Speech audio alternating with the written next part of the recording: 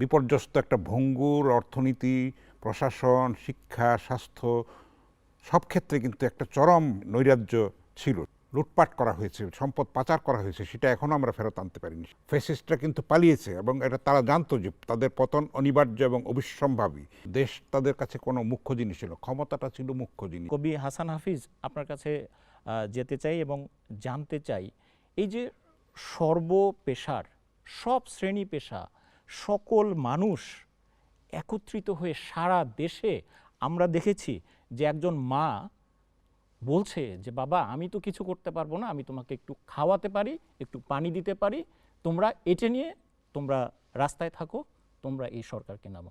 এই যে সবার অংশগ্রহণ, এটাকে বাংলাদেশের ইতিহাস কোন দিকে মোড় নিচ্ছে এই অংশগ্রহণটাকে?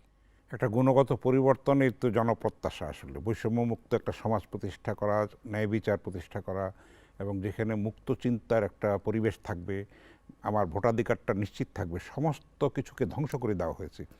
বিপর্যস্ত একটা ভঙ্গুর অর্থনীতি, প্রশাসন, শিক্ষা, স্বাস্থ্য সব ক্ষেত্রে কিন্তু একটা চরম নৈরাজ্য ছিল সেই সময়। আমরা দেখেছি যে সর্বস্ব এই জাতির লুটপাট করা হয়েছে, সম্পদ পাচার করা হয়েছে, সেটা এখনও আমরা ফেরত আনতে পারিনি। সেটা যেই সব অলিগার্ক আছে, তারপরে যারা ফ্যাসিস্টের যে উচ্ছিষ্টভোগীরা আছে, এবং ফ্যাসিস্টরা কিন্তু পালিয়েছে এবং এটা তারা জানতো যে তাদের পতন অনিবার্য এবং অবিসম্ভাবী। সব কিন্তু শেখ হাসিনার আত্মীয় স্বজন সবাই কিন্তু নিরাপদে আগে থেকেই সেফ এক্সিট নিয়েছে। তো দেশ তাদের কাছে কোনো মুখ্য জিনিস ছিল, ক্ষমতাটা ছিল মুখ্য জিনিস। তো একের পর এক তিনটা নির্বাচন বলাটা ঠিক হবে না, এটা একটা প্রহসনের বিষয় ছিল। আমাদের যে জাতীয় মর্যাদা এবং আমাদের সম্ভ্রম, আমরা যে মুক্তিযুদ্ধ করে একটা দেশ স্বাধীন হয়েছে, সেই জাতির অহংকারের জায়গাটাকে ভুলুণ্ঠিত করেছে। আসলে আমরা প্রাথমিক বিজয় অর্জন করেছি, হাসিনার পতন ঘটিয়ে একটা নির্বাচন আমরা পেয়েছি, কিন্তু মূল চ্যালেঞ্জটা আমাদের সামনে।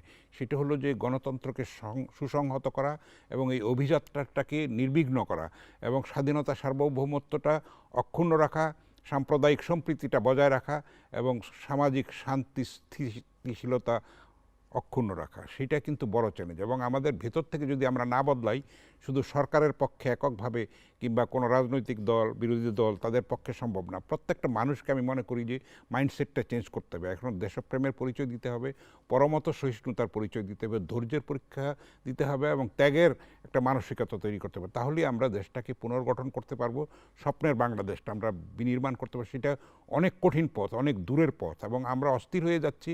এই সরকারের 5 মাস মাত্র পূর্ণ হয়েছে, তার মধ্যে আমরা হিসাব মেলানো শুরু করেছি। তাদেরকে তো সময় দিতে হবে। তারা একটা ভঙ্গুর, বিপর্যস্ত, একটা জরাজীর্ণ একটা অবস্থার মধ্যে তারা দায়িত্ব নিয়েছে। সেইখানে আমাদের উচিত প্রত্যেকের যার যার অবস্থান থেকে তাদেরকে সহায়তা করা এবং যে একটা গুণগত পরিবর্তনের জনপ্রত্যাশা মানুষের মধ্যে আছে। জুলাই শহীদদের কিন্তু এখনও আমরা সেভাবে মূল্যায়ন করতে পারিনি।